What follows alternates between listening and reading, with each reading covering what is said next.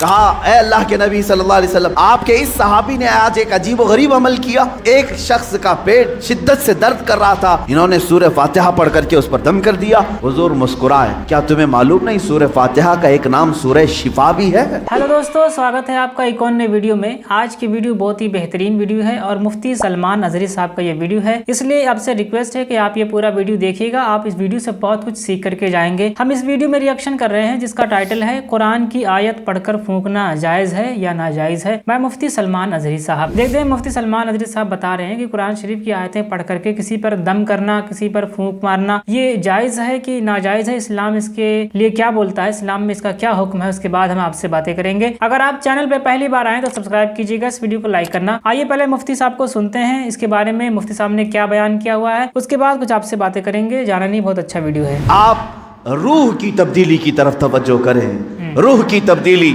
اسی لیے میرے آقا صلی اللہ تعالی علیہ وسلم نے جن لوگوں کو مسیحا بنایا، شاعر نے یہی کہا ہے، خود نہ تھے جو راہ پہ اوروں کے ہادی بن گئے، کیا نظر تھی جس نے کہ مردوں کو مسیحا کر دیا۔ واہ، میرے آقا صلی اللہ تعالی علیہ وسلم نے ان کو مسیحا بنایا۔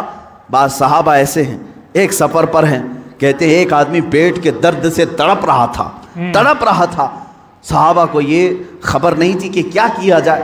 ایک صحابی آگے بڑھے، انہوں نے کچھ پڑھا، اس پر پھونک دیا، اس کو پیٹ کا درد چلا گیا، ختم ہی ہو گیا، سبحان اللہ، صحیح ہو گیا۔ سارے صحابہ نے پوچھا کہ تو کیا حکیم ہے، تو کیا معالج ہے، طبیب ہے، کیا کیا تو نے؟ اس صحابی نے کہا مجھے کچھ سمجھ میں نہیں آ رہا تھا، یہ بڑی تکلیف میں تھا، جس کے ہاں یہ لوگ مہمان تھے، میں نے سورہ فاتحہ کی تلاوت کی اور اس پر پھونک دیا، اس کا پیٹ صحیح ہو گیا۔ لیکن صحابہ ہر چیز کو اس طرح سے نہیں لے لیتے تھے، سارے صحابہ ان کے اوپر جرح کرنے لگے، یہ کام کیا تجھے رسول اللہ نے کرنے کا حکم دیا تھا یا خود سے کیا؟ اس صحابی نے کہا نہیں، حضور نے تو ایسا کچھ کہا نہیں، میں نے خود کیا۔ پکڑ کر لے چلے حضور کی بارگاہ میں، کیا قرآن کی آیتیں پڑھ کر کسی پر پھونک مار سکتے ہیں کہ نہیں؟ یہیں سے اس حدیث سے ہی ثابت ہوتا ہے کہ ہم جو بزرگان دین کے پاس دم کرانے کے لیے جاتے ہیں، وہ صحابہ آئے، کہا اے اللہ کے نبی صلی اللہ علیہ وسلم، آپ کے اس صحابی نے آج ایک عجیب و غریب عمل کیا۔ کہا کیا کیا؟ ایک شخص کا پیٹ شدت سے درد کر رہا تھا، انہوں نے سورہ فاتحہ پڑھ کر کے اس پر دم کر دیا۔ حضور مسکرائے اور فرمایا کیا تمہیں معلوم نہیں سورہ فاتحہ کا ایک نام سورہ شفا بھی ہے؟ واہ، سبحان اللہ، سورہ فاتحہ کا ایک نام سورہ شفا بھی ہے۔ میرے صحابی نے جو کیا بالکل صحیح کیا۔ عزیزان گرامی وقار، سورہ فاتحہ آپ بھی پڑھے ہیں، بہت سارے لوگ پڑھیں، پھونک ماریں، کتنوں کا درد جائے گا۔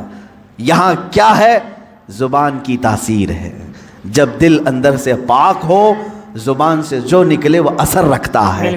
محبوب الہی کے پاس ایک شخص آیا، اس نے اپنی بچیوں کی شادیوں کی شکایت کی کہ گھر میں کچھ بھی نہیں ہے، مال کچھ نہیں ہے، آپ کچھ رحم فرمائیں۔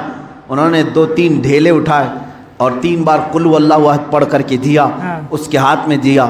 تو بندہ کہتا ہے میں گھر لے کر گیا، وہ ڈھیلے تو دیکھا وہ سونے کے تھے۔ کیا بات ہے، سونے کے تھے، گولڈ تھے۔ میں نے بیچا، شادی کی، لیکن فارمولہ تو مل گیا تھا۔ اس نے بھی اپنے گھر میں ڈھیلے اٹھائے اور قل هو اللہ پڑھنے لگا، 1000 بار پڑھ لیا، ڈھیلا تو ڈھیلا ہی تھا، کچھ نہیں ہوا۔ دوسرے دن وہ آیا محبوب الہی کے پاس، کہا آپ نے اس دن مجھے جو دیا تھا کیا پڑھ کے دیا تھا؟ کہا قل هو اللہ پڑھ کے دیا تھا۔ کہا میں کتنی مرتبہ آپ نے پڑھا تھا شیخ محترم؟ محبوب الہی نے کہا 3 بار پڑھا تھا۔ کہا میں 1000 بار پڑھا، ڈھیلا بدلا ہی نہیں۔ اچھا، ڈھیلا بدلا ہی نہیں، ویسے ہی ہے۔ محبوب الہی نے فرمایا جا پہلے اپنی روح بدل لے، ہر چیز بدل جائے۔ بالکل صحیح، اپنا دل بدل لے، اللہ تیری زبان سے ہر چیز کو بدل دے گا۔ بے شک، آپ کی تاثیر جو ختم ہوگی تو روح کے بدلنے سے، آپ نے اپنی روح کو اور اپنے قلب کو غلاظتوں میں اگر رکھا ہے تو زبان کی تاثیر ختم ہو جاتی۔ صحیح بات۔ حضرت سیدنا سلیمان جزولی رحمۃ اللہ تعالی جو دلائل الخیرات شریف کے مصنف، وہ کہتے ہیں درودوں کا مجموعہ انہوں نے لکھا ہے، کتاب لکھی۔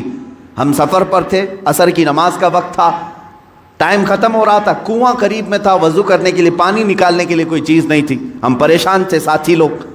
ایک چھوٹی سی 10 سال کی بچی آئی، اس سے کہا بیٹا تمہارا گھر قریب ہے تو بکیٹ کچھ لے آؤ، ڈول لے آؤ، پانی نکال کر ہم وضو کرنا چاہتے ہیں۔ اس لڑکی نے کہا پانی چاہیے آپ کو، وہ گئی اس کنویں کے پاس کھڑی ہو کر اپنا تھوک ڈال دی، تھوک دیا اس نے، اور پانی جوش مار کر اوپر آیا۔ ان لوگوں نے وضو کیا. سلیمان جزولی فرماتے ہیں میں نے بچی کو روک لیا, بیٹا رک جا, ہم نماز پڑھیں گے, بعد میں تجھ سے بات کریں. نماز کے بعد انہوں نے کہا اللہ کا واسطہ دیتا ہوں, کون سا وظیفہ کرتی ہو, کون سا عمل کرتی ہو, تمہارے تھوک سے کنویں کا پانی اوپر تک کیسے آیا؟ وہ بچی کیا کہتی ہے, کوئی وظیفہ نہیں, میرے باپ نیک ہیں, انہوں نے صرف اتنی تربیت کی ہے کہ بیٹا جھوٹ کبھی نہیں بولنا, حرام کبھی نہیں کھانا. کیا بات ہے, جھوٹ کبھی نہ بولنا, حرام کبھی نہ کھانا. ان دو چیزوں پر ہمارا عمل ہے, اللہ رب العزت نے زبان میں اثر رکھا ہے. عزیزان گرامی, یہ کرامات کی دنیا ہے, لیکن میں آپ سے یہ کہوں گا کرامات بعض اولیاء کو دی گئی ہیں, ہر ایک کے لیے نہیں. لیکن تمہارے لیے سب سے بڑی کرامت یہ ہے کہ کنویں کا پانی باہر آ جائے, سمندر کا پانی ہٹ جائے, یہ کرامات الگ ہیں.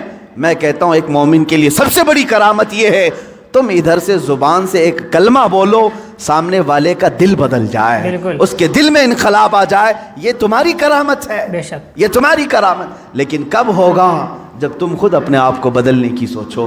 خدا نے آج تک اس قوم کی حالت نہیں بدلی, نہ ہو فکر جس قوم کو خود اپنی حالت بدلنے کا, نہ ہو فکر جس کو خود اپنی حالت بدلنے کا. عزیزان گرامی وقار, رسول محترم صلی اللہ تعالیٰ علیہ وسلم کا ایک مختصر سا عرصہ جو ہمارے درمیان رہا ہے پوری کائنات میں, میں تیزی سے آج سنا کر کے آپ کے سامنے سے بارگاہ مصطفیٰ میں التجا بھی کروں گا. وہ مکہ مکرمہ کی سرزمین 14 صدیاں پہلے, آج سے 1400 سے 42 چل رہا ہے, اس کو اور 53 ملا لیں, اس کے ساتھ اور 53 ملا لیں, یعنی تقریباً 1495 کے سال کے قریب ہو گیا. اس سے پہلے میرے آقا صلی اللہ تعالیٰ علیہ وسلم آج ہی کا دن تھا جو فرش گیتی پر تشریف لائے. وہ آمینہ کا در یتیم, وہ عبداللہ کا نور نظر, بارگاہ مصطفیٰ صلی اللہ تعالیٰ علیہ وسلم میں خراج عقیدت کے لیے میں بات کر رہا ہوں. وہ در یتیم جب گھر تشریف لایا تو ایسا گھر تھا کہ باپ پہلے سے نہیں ہے, ماں اکیلی ہیں, معاوضہ دینے کی طاقت نہیں رکھتی. دایا کے ہاتھ میں دے دیا حلیمہ سعدیہ کو, یہ کہہ کر کے کہ 2 سال دودھ پلائے گی, اجرت کی تمنا مت رکھنا, میرے گھر میں مال کی بڑی شدت کی کمی ہے, اس بچے کا باپ نہیں, یہ یتیم بچہ ہے. حلیمہ سعدیہ لے گئیں, لیکن برکات پہ برکات انہوں نے دیکھا ہے. رسول پاک کو اپنے گود میں کھلایا. حلیمہ سعدیہ کہتی ہیں یہ عام بچہ نہیں تھا, ان کے آتے ہی بنو سعد کی ساری بکریوں کے تھن دودھ سے بھر چکے تھے, اور سارے بچے حضور پاک صلی اللہ تعالیٰ علیہ وسلم کو دیکھنے کے لیے آتے تھے.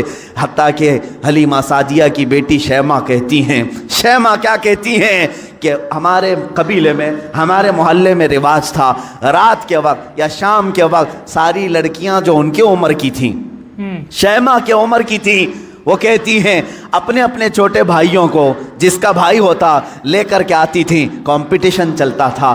بہن اپنے بھائی کو دکھا کر کہتی کس کا بھائی زیادہ خوبصورت ہے. ہر خاتون, ہر بہن اپنے چھوٹے بھائی کی گود میں لے کر اس کے ناک نقشے بیان کرتی, ارے میرے بھائی کی تو پیشانی بڑی چوڑی ہے, یہ خوبصورتی کی علامت ہے. کوئی کہتی میرے بھائی کی تو آنکھیں بڑی جھیل جیسی ہیں اور یہ بڑا خوبصورت ہے. ہر خاتون, ہر بہن گود میں لیے ہوئے بچے کو اپنے بھائی پر فخر کرتی. اور حضرت شیمہ کہتی ہیں جب اس مجمع میں میں میرے بھائی محمد کو لے کر کے آتی, اللہ اللہ, وہ کہتی ہیں ساری میری سہیلیاں اٹھ کھڑی ہوتی, کہتی شیمہ تیرے بھائی کے ساتھ ہمارے بھائیوں کا مقابلہ نہیں, یہ ہمارا آپس کا مقابلہ ہے, یہ ہمارا آپس کا کمپٹیشن ہے. تو کبھی محمد کو ہمارے درمیان نہ لا, اس لیے کہ اس کے مقابل میں 14ویں کا چاند بھی شرما جاتا ہے.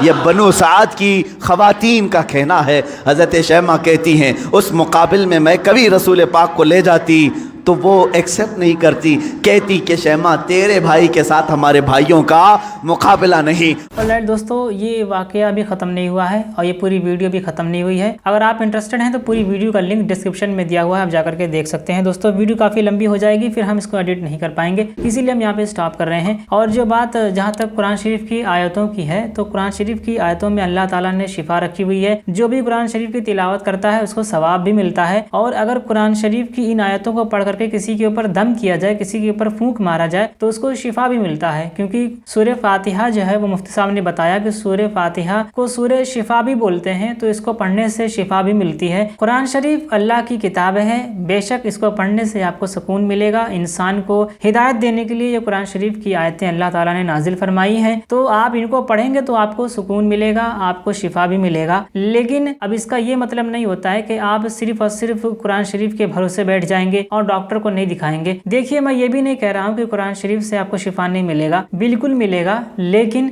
आप दोनों कीजिए, दवा भी कीजिए और दुआ भी कीजिए और इंशाअल्लाह ताला आपको जरूर फायदा पहुंचेगा। नबी पाक सल्लल्लाहु अलैहि वसल्लम को अल्लाह ताला ने सारी कायनात के लिए रहमत बना करके भेजा है, हर मखलूक के लिए नबी पाक सल्लल्लाहु अलैहि वसल्लम रहमत है। तो इनकी बराबरी करना या फिर इनके मुशाबिहत करना या फिर इनसे कंपैरिजन करना अपने आप में बेवकूफ़ी है, अपने आप को हलाकत में डालने के बराबर है। अगर कोई इनकी बराबरी करेगा, कोई इनकी शान में गुस्ताखी करता है तो वो मरदूद है, वो जालिम है, वो जाहिल है। तो दोस्तों, इस वीडियो में इतना ही। उम्मीद करता हूँ वीडियो आपको पसंद आई होगी। पसंद आई तो एक लाइक कर देना। हम मिलेंगे किसी एक और नए वीडियो में नए टॉपिक के साथ। तब तक के लिए अपना ख्याल रखिए, अपने परिवार का ख्याल रखिए। वीडियो देखने के लिए बहुत बहुत धन्यवाद। Okay, bye.